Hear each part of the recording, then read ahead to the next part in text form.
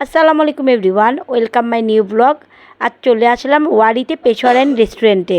আজকে একটা bad experience আপনাদের সাথে শেয়ার করব।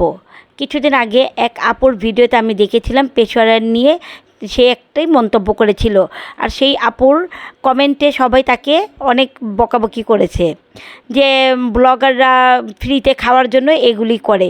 কিন্তু আজ আমার সাথেও সেই একই অবস্থা হয়েছে।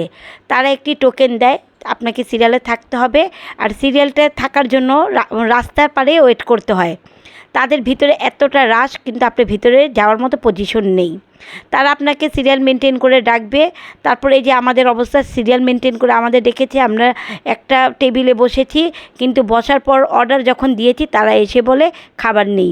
কথা এটা না, এতক্ষণ 1.5 ঘন্টা আমরা রাস্তায় ওয়েট করার পর টেবিলে বসার পর যদি বলে যে খাবার নেই, ফ্যামিলি নিয়ে এসে এই পর্যায়ে আপনাদের কেমন লাগবে?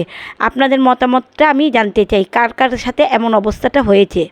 আমার ভিডিওটি ভালো লেগে থাকলে প্লিজ লাইক, কমেন্ট এবং শেয়ার করতে ভুলবেন না, এবং কার কার সাথে এমন অবস্থা হয়েছে প্লিজ আজকে আমাকে এই কমেন্টে বলে যাবেন। এই যে দেখেন, আমরা যখন এসেছিলাম তখন বৃষ্টি ছিল।